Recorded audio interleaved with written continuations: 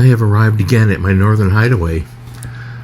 According to the Native American legend, when Sky Woman fell to the earth in the far country, which was all water, the animals, including muskrats, gathered dirt which they placed on the back of a turtle, and this dirt became known as Turtle Island, and that's how North America was born.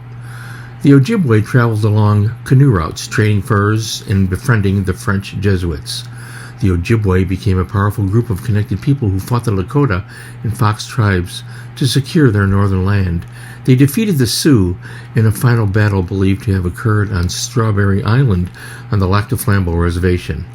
The site is sacred to the Chippewa. I was thinking about this on a day when I was alone in the boat, and remembering those that went before me. This is the final resting place of my parents and several of our dogs. It's late April and cold. The fish have not yet begun to spawn. It is cold and it's gloomy and it's damp.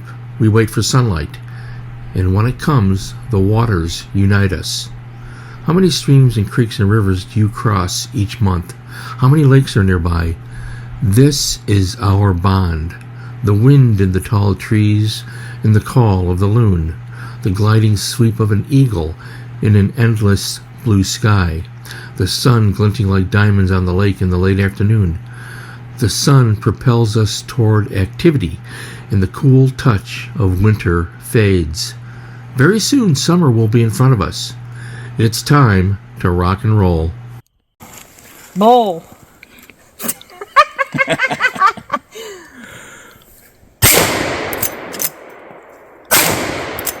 I just shot the balls off the bull. Yes, dear, I know. That was fucking... That's what I'm talking about. Right. I just shot the balls off a squirrel. I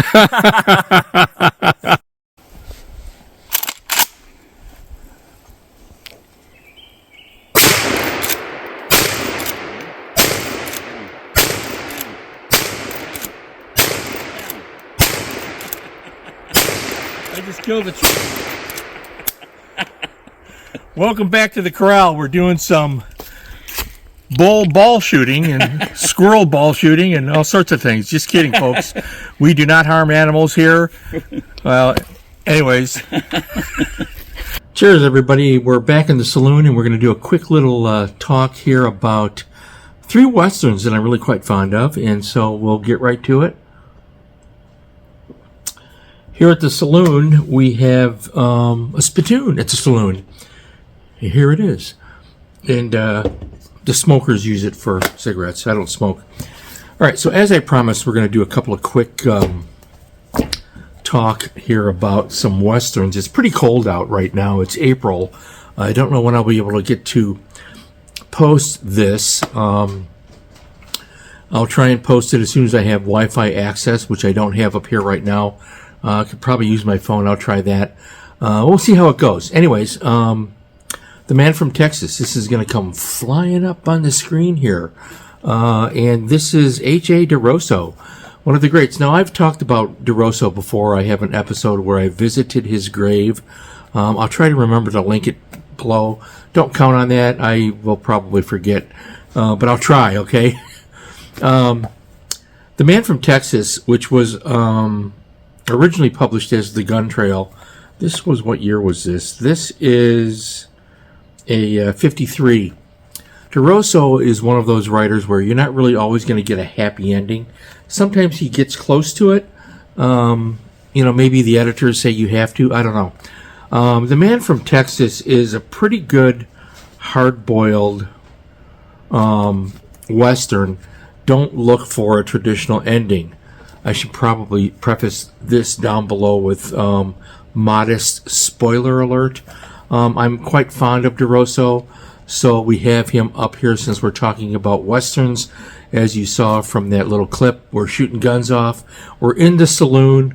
We're in the Northwoods Saloon, and we're rocking and rolling. All right, DeRosso. Harry Whittington, High Fury.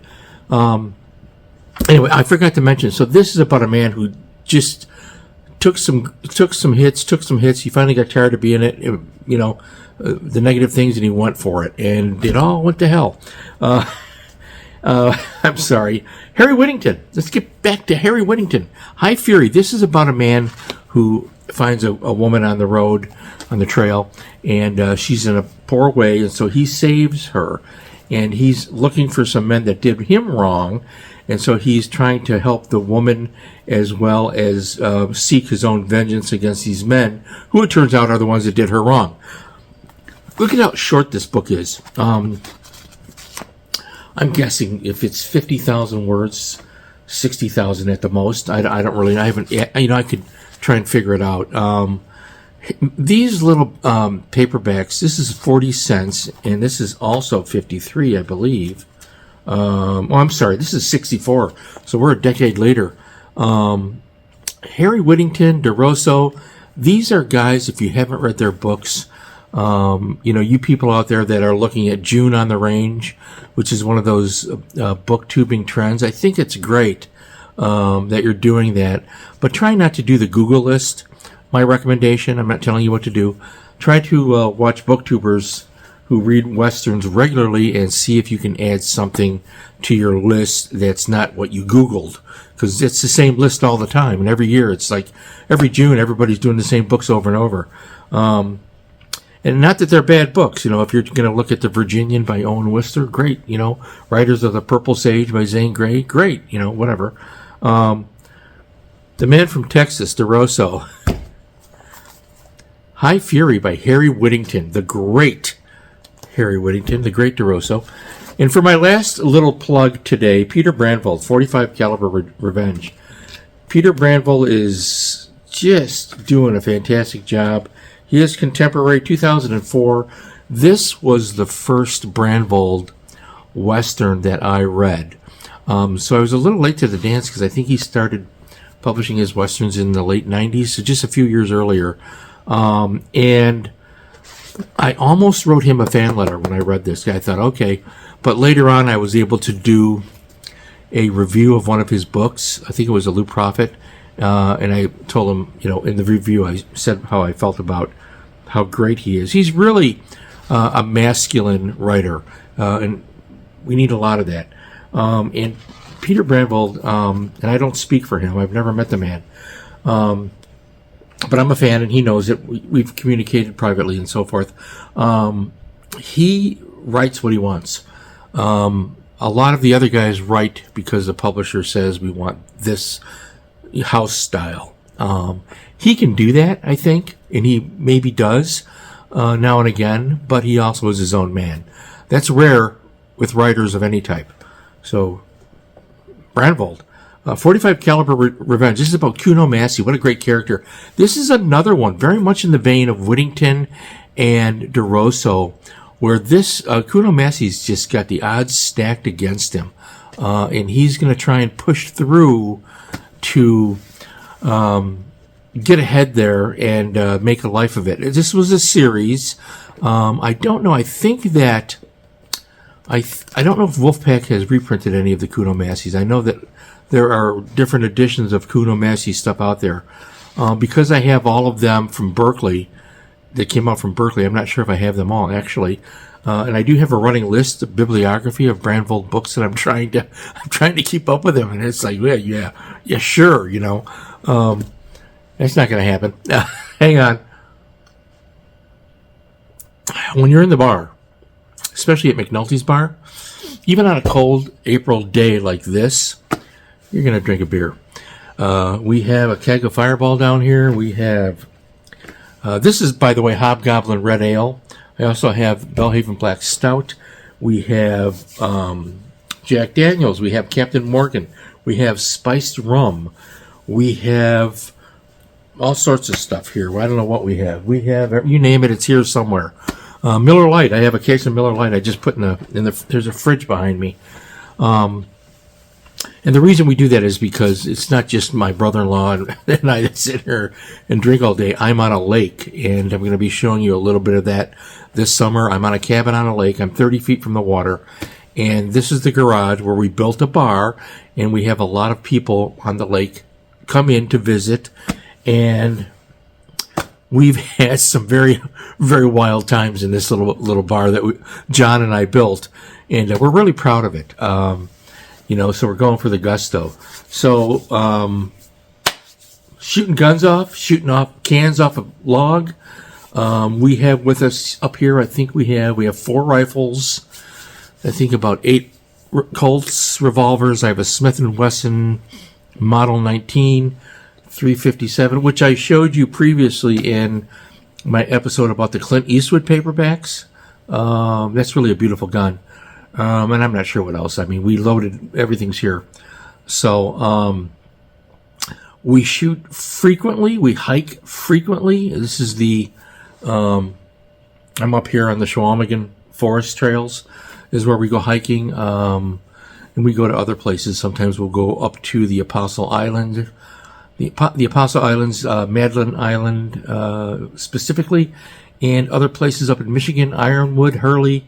So this is our base of operations for about a 4-month period. And then we go back, I have to go back and forth a couple of times, and I have a house sitter. And I have family staying with me, so, I expect them to read a lot of books. If you've seen any of that. So anyways, the Western, the Great Western, the greatest genre of all time. 3 writers for you to investigate instead of Googling it. Gee, I've never read a Western before. What should I read? Well, here, look for these guys on eBay. Harry Whittington, High Fury. H.A. DeRosso, The Man from Texas, which is also known as The Gun Trail. And anything by Peter Brantvold, who's my current favorite. I hope that you're well. I hope you're shooting guns off, blowing cans off a log, and keeping the bad guys at bay, reading a lot of Westerns, and having fun. I will see you soon along that dusty, gun smoke-filled trail.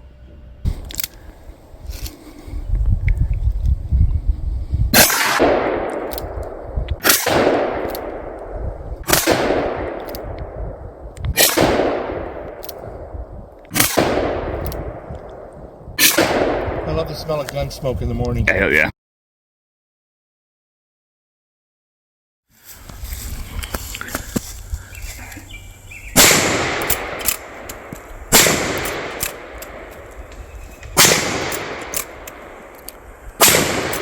Down.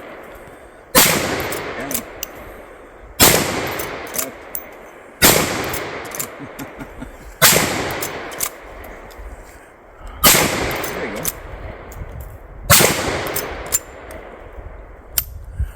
I just shot the bulls off the bulls. Wait.